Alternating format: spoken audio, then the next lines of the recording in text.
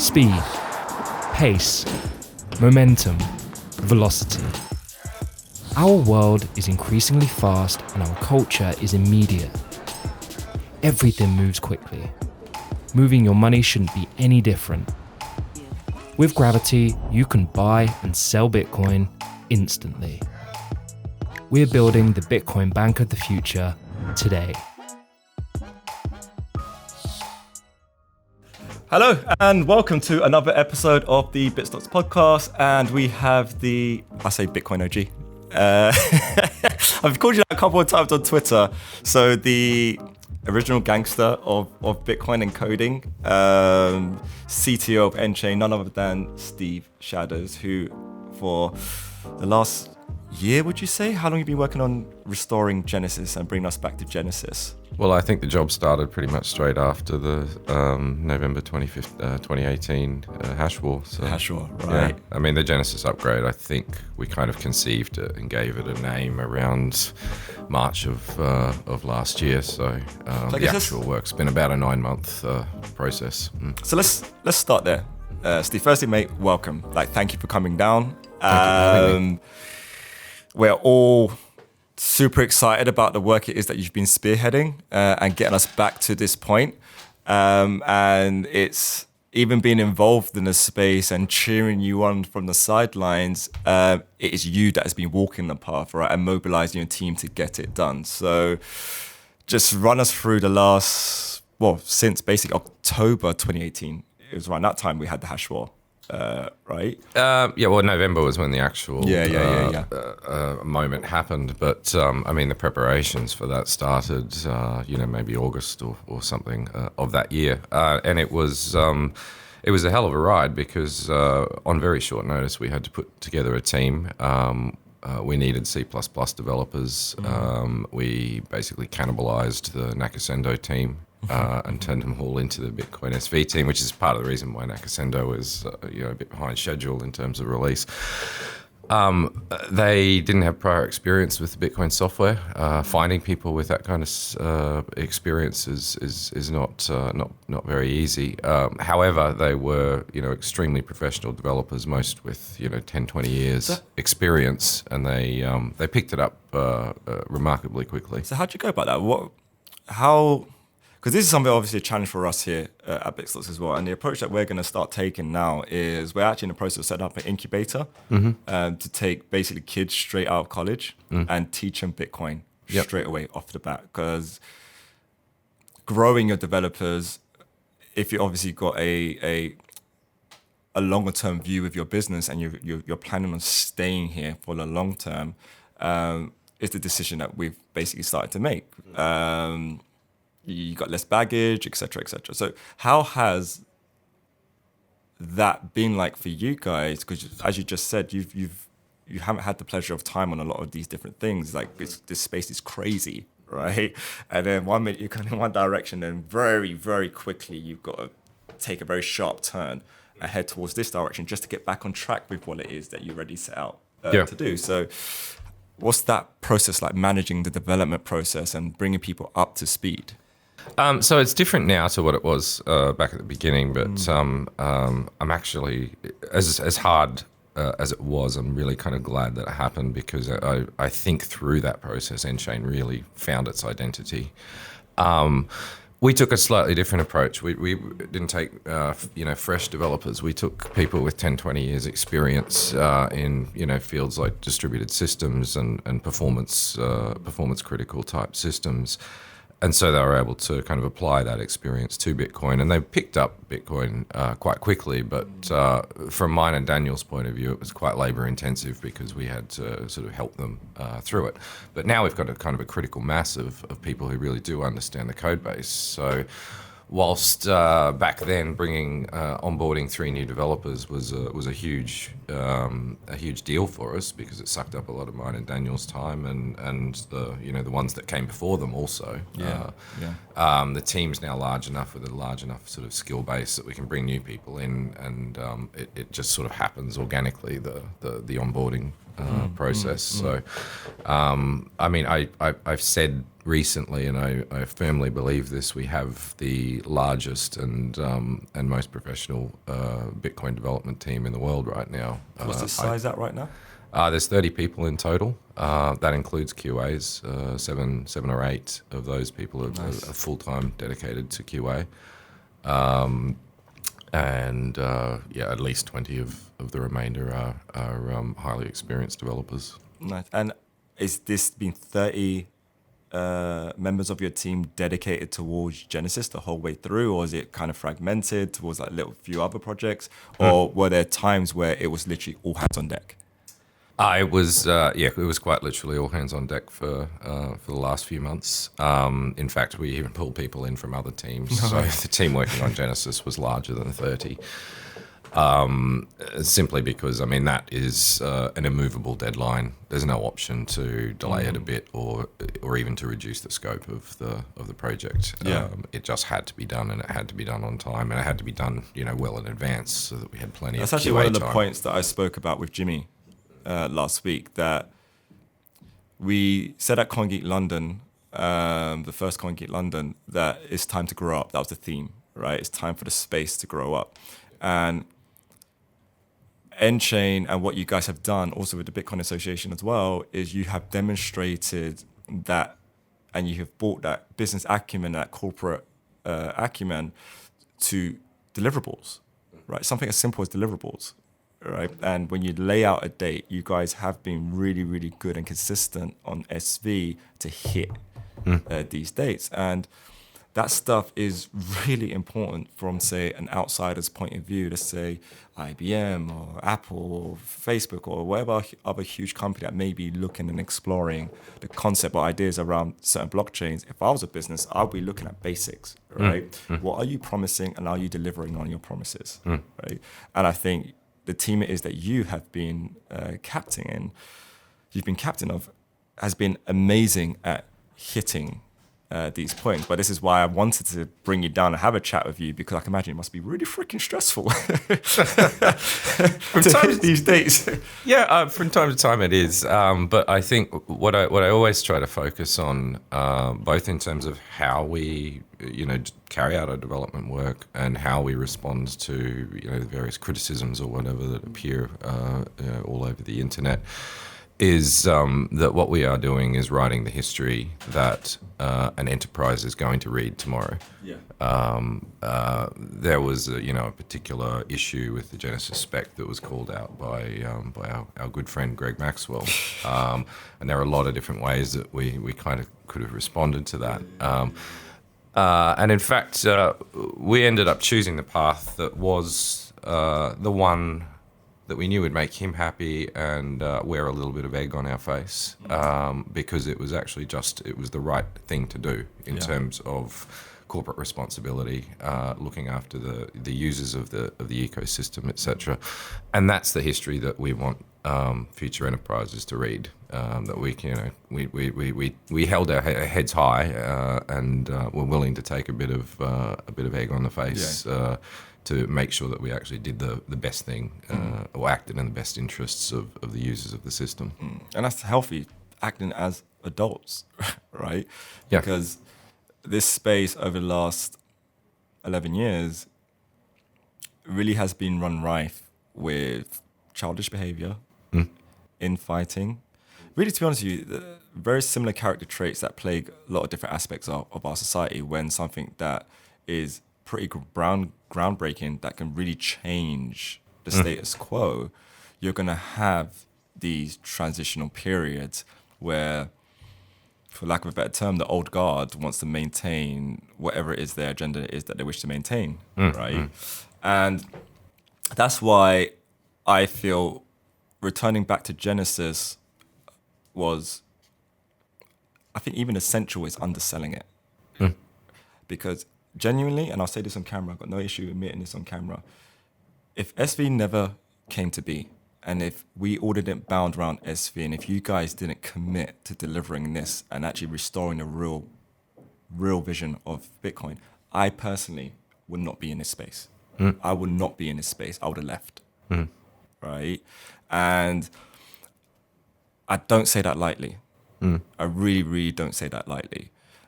It is that important. And I think your efforts and what you guys have done as a collective, nChain, CoinGeek, Bitcoin Association in the middle as well, this is allowed us all to have this foundation that allows everyone else to start building now. And I said this in the Hashwar podcast that we done way back in 2018, that these actions right now that are being taken by you guys will be considered as truly noble actions. It will be referenced back to and considered as noble actions, because there's criticism at every single stage. Every single stage, everyone's saying that this is not the right path, not the right thing. They freaking got their flamethrowers for Craig at every single 2 seconds. Anyone that's associated to Craig through proxy every single 2 seconds. There are so many reasons to quit. There have been loads of reasons to quit.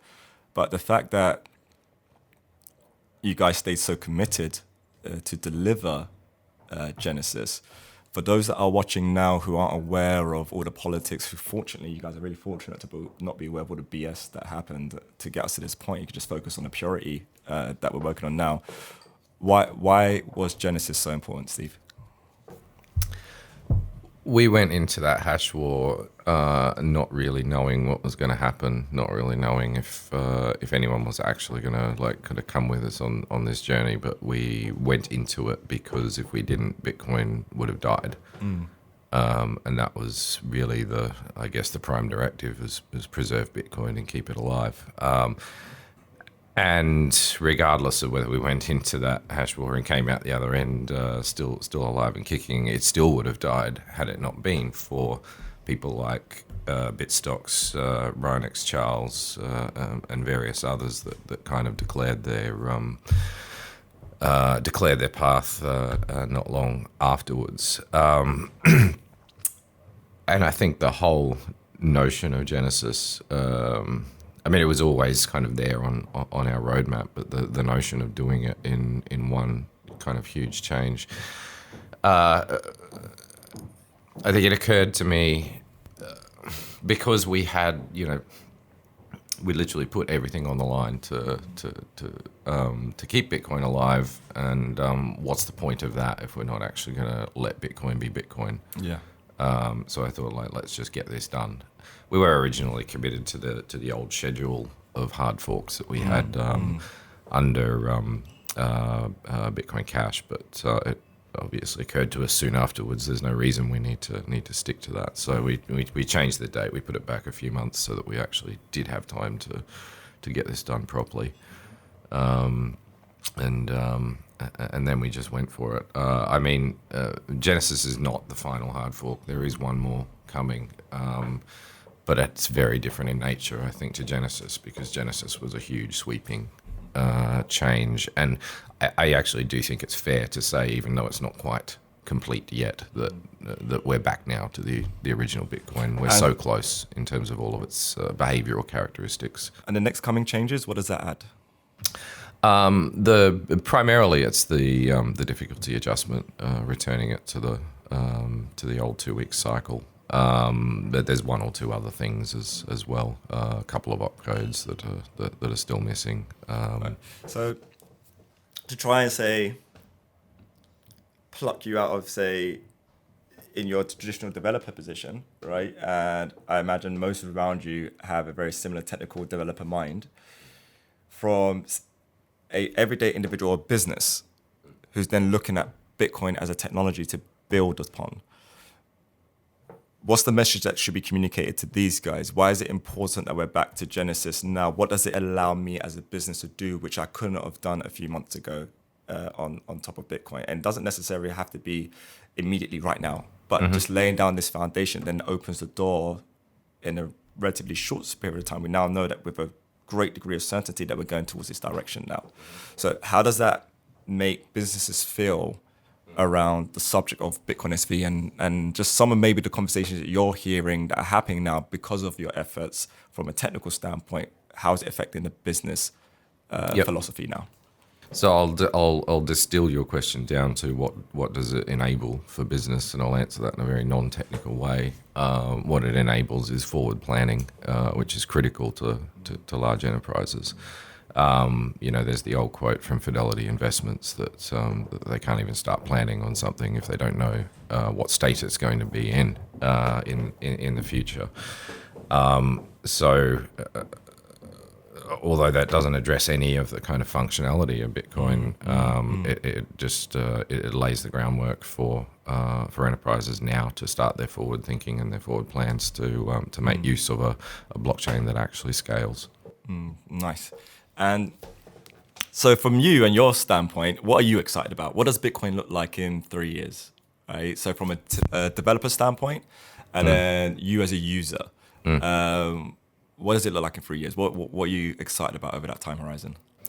I'm more excited about the fact that I don't know what it's going to look like in 3 years. This because there is so much boundless possibility there. The unlocking of Bitcoin script, I think, was the biggest feature of Genesis, and that actually wasn't even a consensus change. I guess I characterize 2019 as the year where the ecosystem really started exploring the applications of data on the blockchain. 2020, I hope, is going to be the year where people start exploring functionality on the blockchain, because the scripting language is now like unlocked. It's easy to use. It's accessible. There's a ton of interesting ways that it can be used that are known already, but the real magic is going to come from a large mass of people experimenting with it and working out new ways that it can be used. It's so much more motivating to try and use to experiment on a thing knowing that it can be used, as opposed to, I've discovered a great use case, now I've got to go and lobby developers for 2 or 3 years to let them to convince them to enable my use case. Nice. And so with what we're doing over here at Bitstocks with Gravity, for us,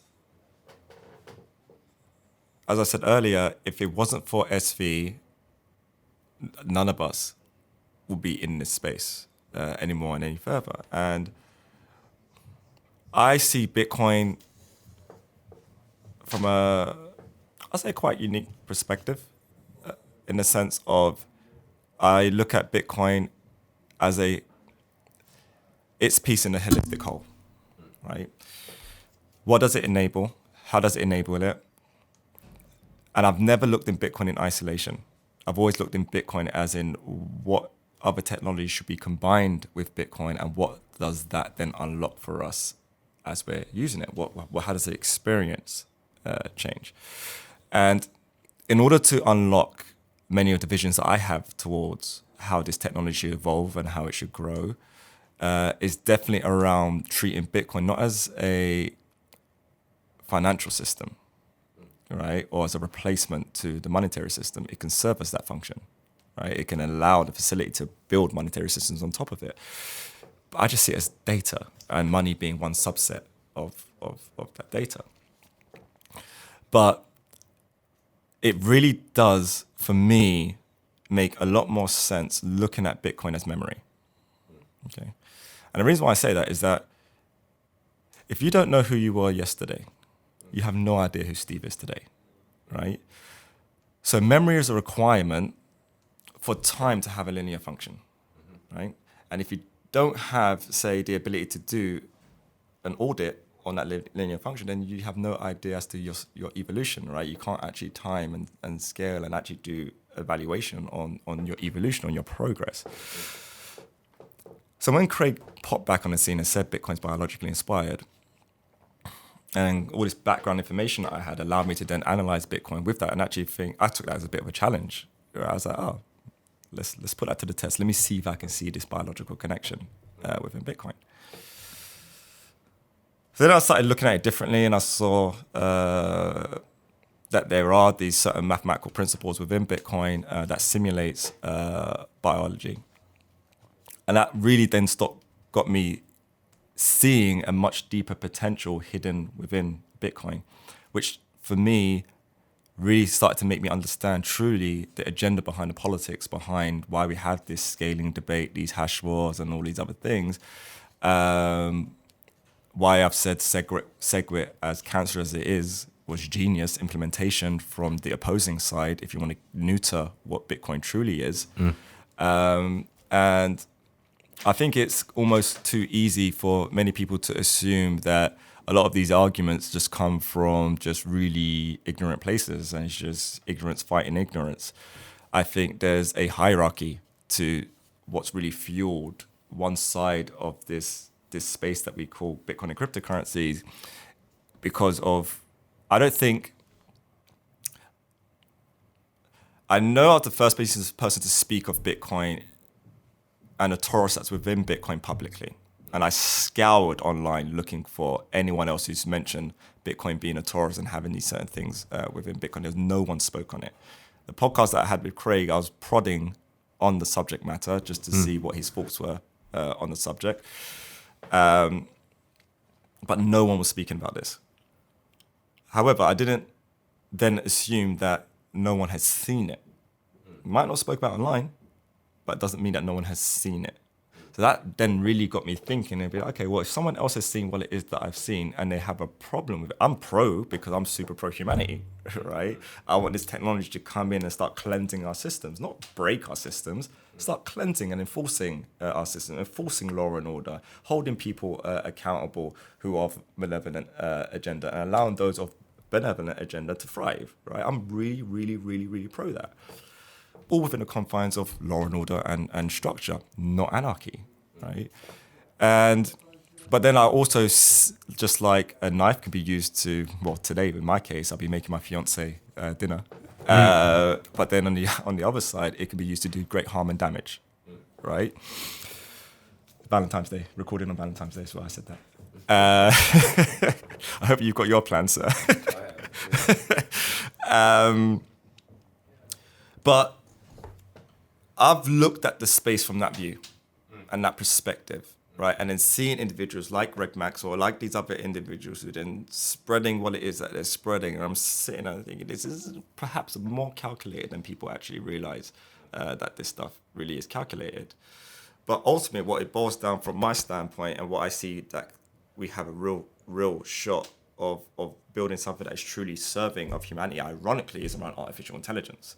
Whereas most people have a very negative view around AI, and for good reason, just due to data privacy concerns and how the data is being pulled and all the rest of the malarkey that goes along with it. But if we just put like the data concerns aside for a second, we actually just look at the philosophy behind the models of how, say, Google's building AI, how Microsoft is building AI, how Amazon is building AI. They're all using their corporate might, their billions, right, and the infrastructure, their respective platforms that they've built in order to gather data from their users, right? But then they're competing against Microsoft doing that, they're competing against Amazon doing that, then you've got these feeders in between basically feeding whoever's willing to buy as well. I find very fascinating about Bitcoin is that because we are directly feeding the system, we can decide what is public, what is private, right? But we can have a world where you've got a whole body of data essentially on Bitcoin. That's why I love to talk about Bitcoin as memory, a system of tracking human to human, human to machine, and machine to machine interactions, right? What do you, from like this standpoint, see as a benefit to building systems like this, like big data systems like this? How, if you were to put a time frame around being able to curate the Bitcoin blockchain in a similar fashion to how, say, Microsoft is scrubbing their data, Amazon scrubbing their data, or how, that's how I would use it, Microsoft, Amazon, and Google, right? And Google scrubbing their data. Where would you see, say, Bitcoin becoming part of that race and having a dense enough data set to start looking at Bitcoin as a source as opposed to what these guys are doing here? I don't necessarily think it needs to take too long, but I find it interesting that you describe Bitcoin as memory, and I would probably describe, I guess, the offshoots of Bitcoin as their focus is actually trying to make memory capable of having a few black spots. They want the functionality of forgetfulness. The author of the original Bitcoin white paper, Tominaga Nakamoto, his entire focus was on the importance of historical records being kind of unchangeable. And the version 2 of the Bitcoin white paper, the one that we're all familiar with, is entitled Bitcoin a peer-to-peer cash system, and it describes Bitcoin's functionality in terms of cash. But I actually think that perhaps Satoshi chose to focus on that kind of specific use case because it was a way to embody Bitcoin as something in a way that people could recognize as like, this is a function we can fulfill with it. But I think you can actually generalize the definition of Bitcoin a little further in a way that becomes very similar to the way you framed it as memory. It's a global chronicle of events. It's a Time sorry. It's a record, an immutable record of time-ordered events, and a transaction that is a payment falls under that definition. It's simply an event. And in fact, I'll drop an announcement on you right now. The final hard fork is actually going to be called Chronicle as No way. a record of that. Ironically, if you go back to the original ordering, I'm not biblically inclined personally, but I do like a bit of symbolism. If you go back to the original ordering of the Old Testament before it was changed into a canonical ordering, the final book was actually Chronicles. So we've got Genesis through the beginning and the end. Type symbolism there. You definitely speak my language now, Steve. So, in terms of how does that start to, I guess, interact with the Googles and the Microsofts of the world and the way that they kind of use data sets? Well, as you start building up your personal chronicle of activity, of life activity, on Bitcoin, that's a thing, that's a piece of data or a collection of data that you own. And we know how valuable that is because go and try and start a Facebook ad campaign that's highly targeted and see how much it costs you for one impression or one click. It's a huge amount of money. And people are just giving that away right now because they don't understand the value of it. But if you own that data and you can control who has access to it, you can monetize that. Every single person on earth can monetize the fact that I'm personally interested in certain types of music, the fact that I like to buy certain things, that I have a history of buying certain things, is a monetizable fact about me that I can choose if I want to make available to an advertiser. Yeah. If they want to, pitch something at me, they can pay me for the privilege, and take a chance that I might be interested. So that's got to change the world in a significant way.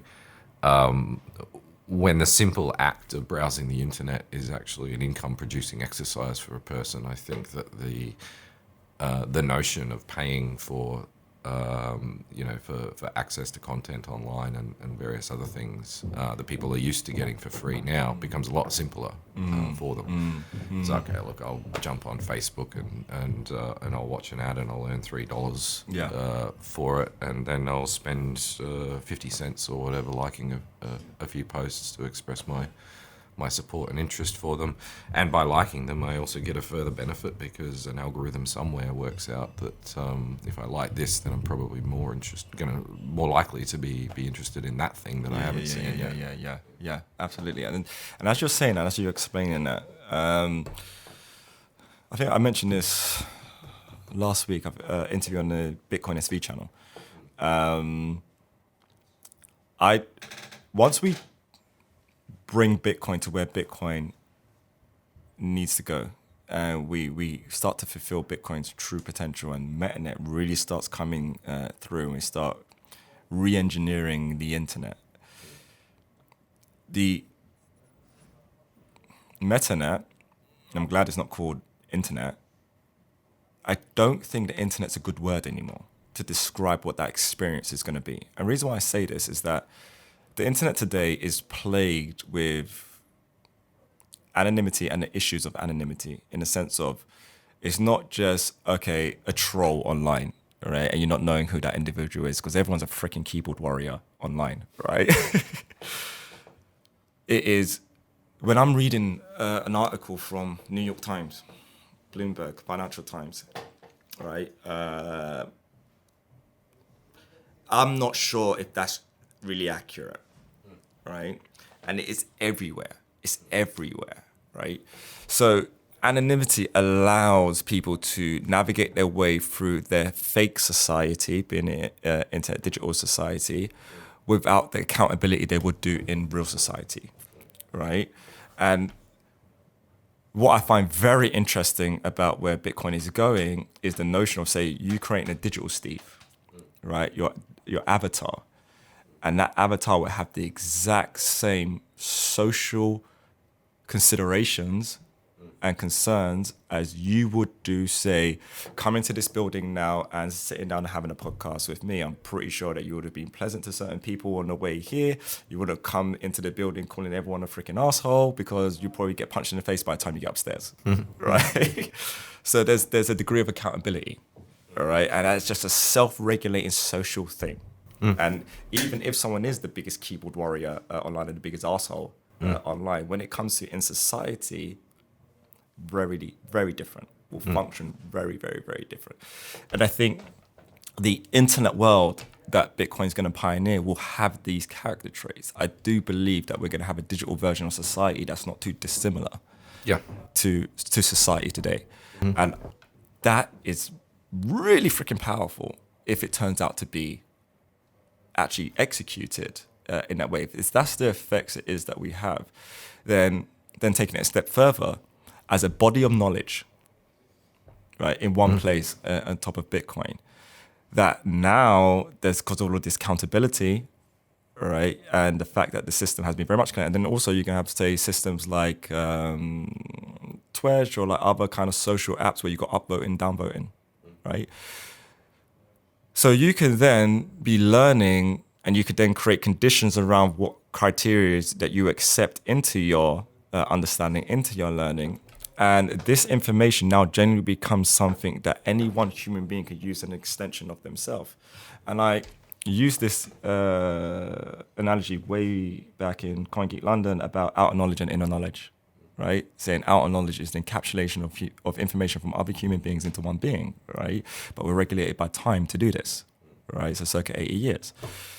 And then you hit a certain point where you're looking at, say, inner knowledge. And that's a completely different subject matter. It's a really deep, you start getting onto meditation, spirituality, et cetera, et cetera, et cetera. But what about if we can just focus on outer knowledge for a second and just really condense what that 80 years is?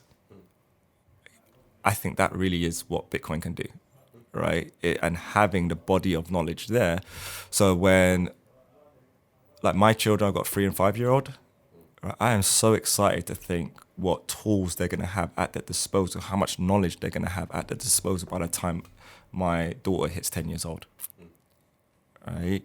Because I would say I am part of that, the millennial generation that really got the benefits of being able to, say, circumvent traditional education and just be a product of the internet. I'm literally a product of the internet, right? But I had to go through the filtering process and utilize my own discernment to know, okay, this is a good source, this is a bad source, good source, bad source. But then it's very burdensome, right? Just filtering out the clutter, right? If we have, say, in 5 years, a body of data which can then be curated and be useful information, right? That is then accessible to any human being in its whole entirety, right? I think people really need to start trying to wrap their mind around just how drastically things are going to begin changing, right? Because our process to knowledge today is very controlled and very inefficient by design, but we still got all of these amazing technical innovations. We're still doing some pretty amazing things as a global society. But you put that information in a place that is easily accessible, what does that mean next?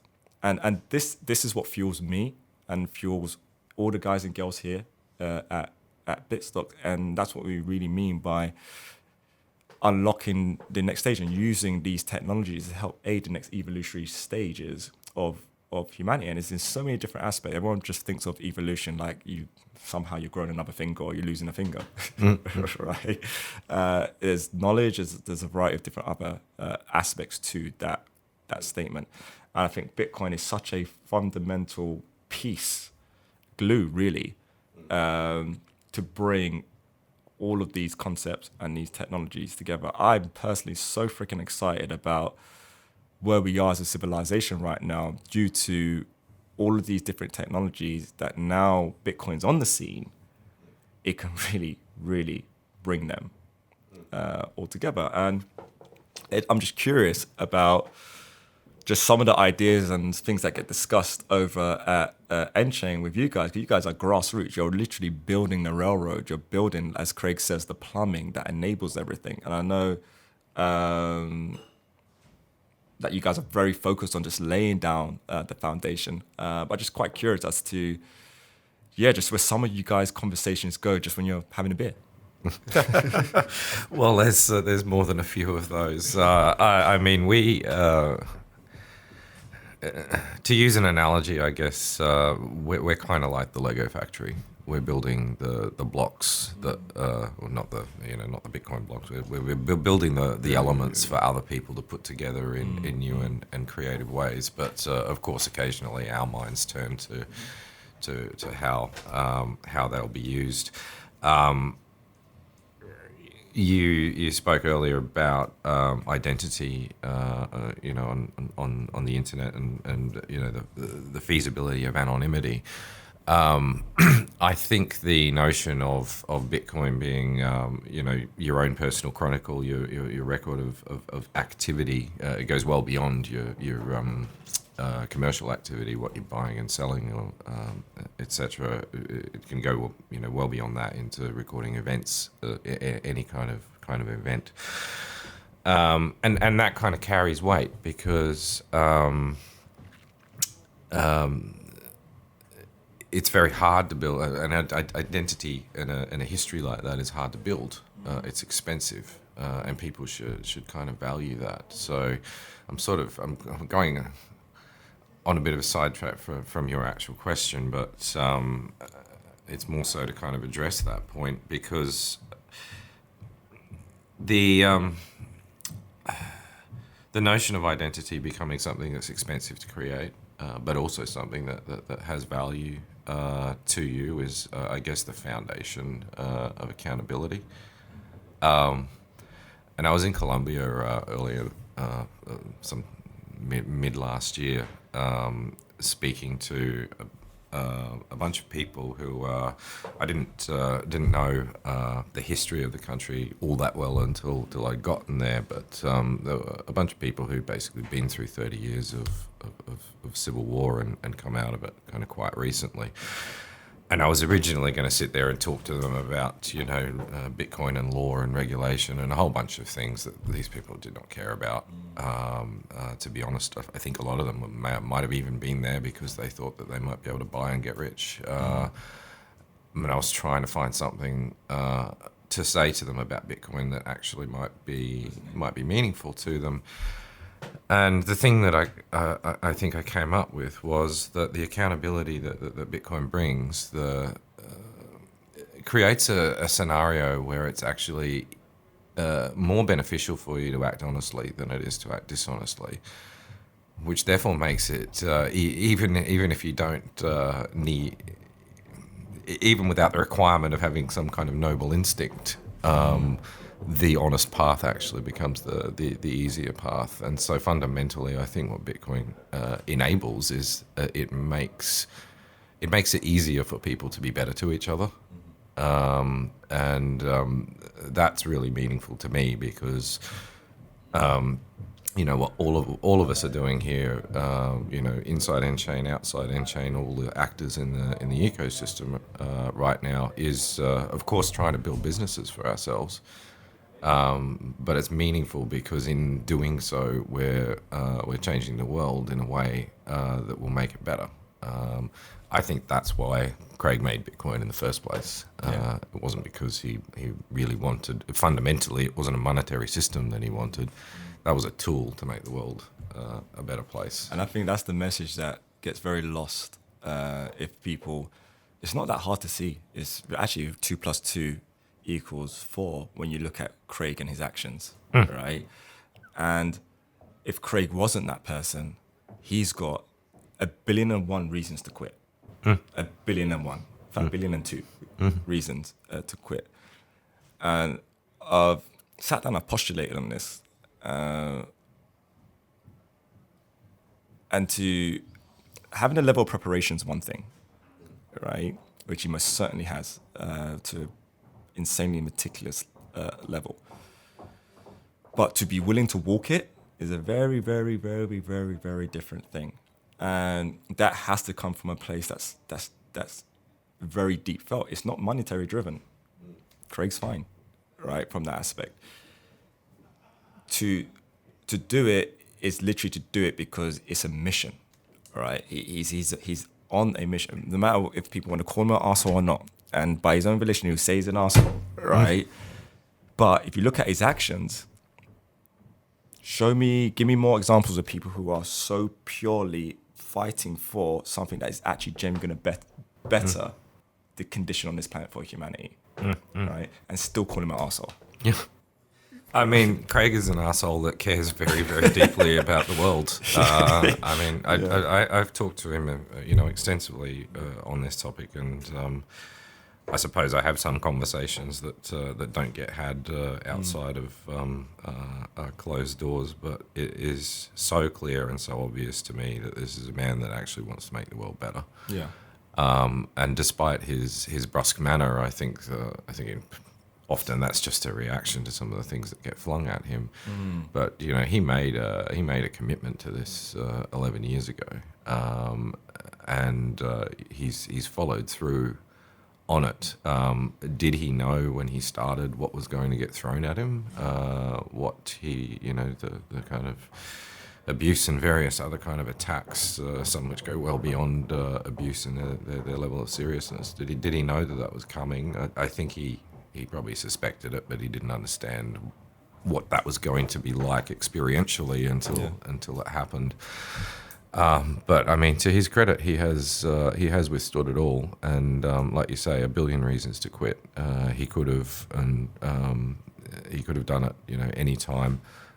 Daily, he's got a new reason for it, but he's just dug his heels in and said, no, I'm gonna finish this, come what may. I firmly believe that if he had to, if he had to lose all of his money and burn everything to the ground that he has, that he would probably do it. I believe that as well. To finish this, yeah. I mean, he's so deeply committed, and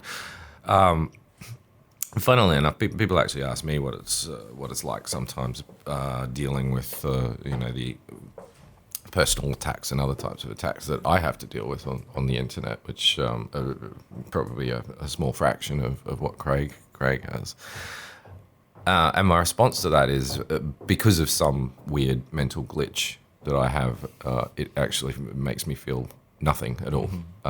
It's literally water off a duck's back. The only thing that does actually ever bug me on the internet is some of the stuff that I see about Craig, because that really appeals to my sense of fairness, and it is, it's just horribly unfair that what's going on. And I'm not moaning about it, but it does get under my skin from time to time. It deserves to be said. That's why I wanted to speak about it, because it's not like you guys need the adulation, right? You're strong individuals in yourself that you don't, but it doesn't mean that it shouldn't be awarded, right? If it's identified. And there's just, fortunately, we have this society, this community that is there and obviously supporting. But I see the crypto space as really it's tiny, right? And we all they speak with so much authority, like we're the be all and end all. It's freaking tiny, right? So a lot of this corruption, this pollution, this negative energy, and being directed, like even like to Craig, I see that there's another side to this, that we're going to break through, and this little blip, this period, this 10-year period of this BS that's happened. When you say we fast forward another 10 years, it is the efforts that you guys have gone through over the last few years to deliver what is then enabled, say, the subsequent following 10 years that people are going to be focused on. Because proof of work, right? It works. It was delivered. They hit and delivered on their promises. So it's not a question of about personal characters, and if this person is Satoshi or if this person not Satoshi, this is the right project, this is the wrong project. You have at that point the history and the evidence of the actions, and society is just at that point just using it, right? And even with that being very much a vision that is so close to touch, it's still an incredible strength in character that even that it's right there to still continue to reach for it, right? And ensure that comes into fruition. And this is why I said there's so many different reasons to quit in this space. And really genuinely, I just want you guys to know that there's a feedback loop of this strength. If you guys didn't stand so strong at the beginning initiation, people like me wouldn't have been inspired to continue. All right, and to keep on like marching forward the way it is that we are now going to be marching forward and laying down this gauntlet and really helping bring and unite people together. Because my narrative and my direction is about uniting the people. I'm going for mainstream, right? I'm looking for different quirky ways to bring the masses to start rebuilding this crypto community, this Bitcoin community. I'm not accepting of the existing community. I'm always accepting of any human being, right? As long as that person's willing to, be skeptical, no issue with being skeptical, but with the view to be enlightened. Just ask me a question and then be open to receive it, and then go back and vet it and cross-validate it as much as you want, scrutinize the hell out of it, and then come back with some more questions, right? But if it's a case of closed mind and scream, because it doesn't fit within your pre-existing paradigm, what are you saying as a human being? You're saying you're omni-knowing, right? And everything must be processed through your state of understanding and reality and perspective. That is arrogance. That is arrogance to the highest level of the word. And I think there's so much of that within the space. And I think we just, as a space, need to stay focused. What I love about the SV community, genuinely proof of work, keep on plowing forward. And guess what? The rest of the world, which is the vast majority, that's outside this very small crypto community, that's where they gravitate towards. So, well, that's precisely where I think our focus needs to be. In fact, that's my personal theme of 2020.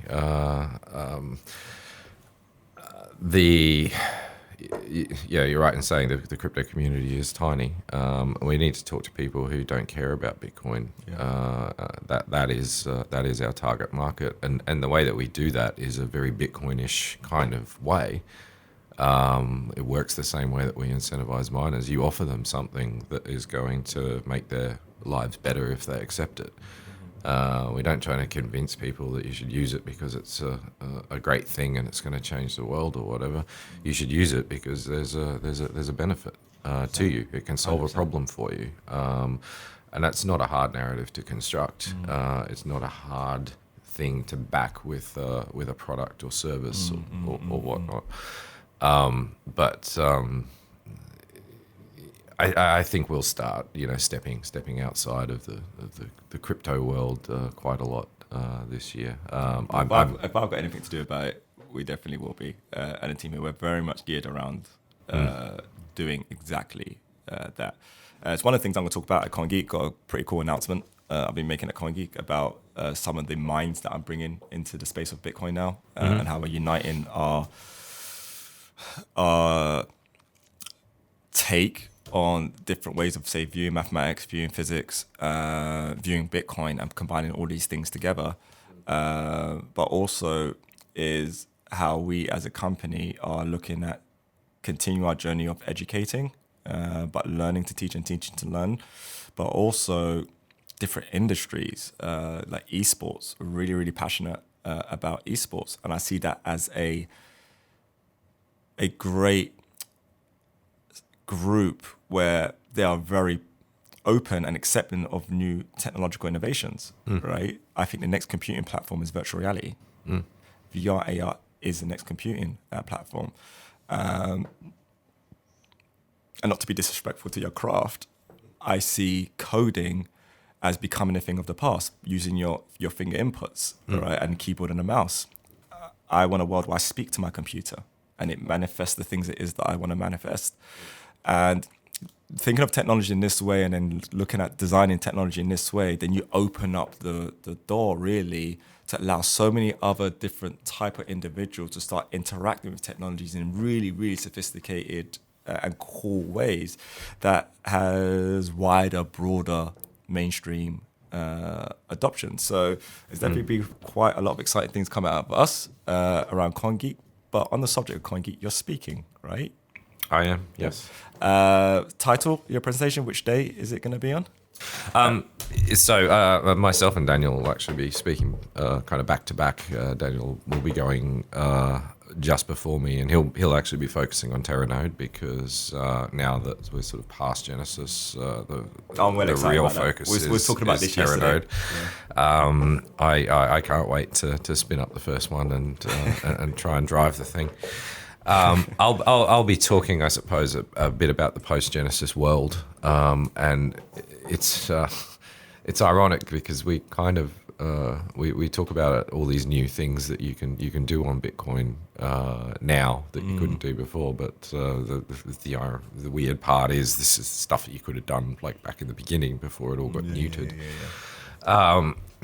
But I want to speak to some of the things that are kind of possible on Bitcoin, not in a specific sense, but in I guess a generic sense, because my goal is to really stimulate people's thinking and get them thinking about what's possible. Awesome. Because the best ideas are not going to come from me; they're going to come from the rest of the world. But a little bit of a nudge in the right direction. 100%. We will hopefully help that. Yeah, we'll all need it. So guys, Steve, man, thank you so much for coming down. Please, Pleasure. guys, make sure. So CoinGeek, February 20th and February 21st. I believe Steve will be speaking on the first day, as well as myself and Steve, along with Daniel Connolly. It's at Old Billingsgate. So fortunately for us, just around the corner, pretty much here in London. It's going to be an amazing event. I can't wait. And I think now really, as a society and as a community, the fact that we've, through your efforts, gone back to Genesis, it's going to be it's going to be such a vibrant, electric environment at CoinGeek because we've delivered on so much now. So now we've got that history of delivering. I know there's a few different businesses who aren't necessarily getting involved in SV, but they want to become part of the discussion, which I think is really, really healthy and exciting as well, because that really was what the agenda was to achieve, is to have businesses being curious about their existing businesses that's long-standing and how this technology can aid them. So I know there's some of that being planned at CoinGeek as well. So as always, guys, I hope you enjoyed, and if you did, by all means, comment. We want to start being a lot more interactive within our comment section as well on our videos. There's been an incredible amount of more content coming out of Bitstocks TV, and there's going to be a quite drastic change with how we're going to be producing our content as well, which I won't say too much more on. But in always traditional fashion, thank you for watching, and until the next time, peace, love, and light. All the best.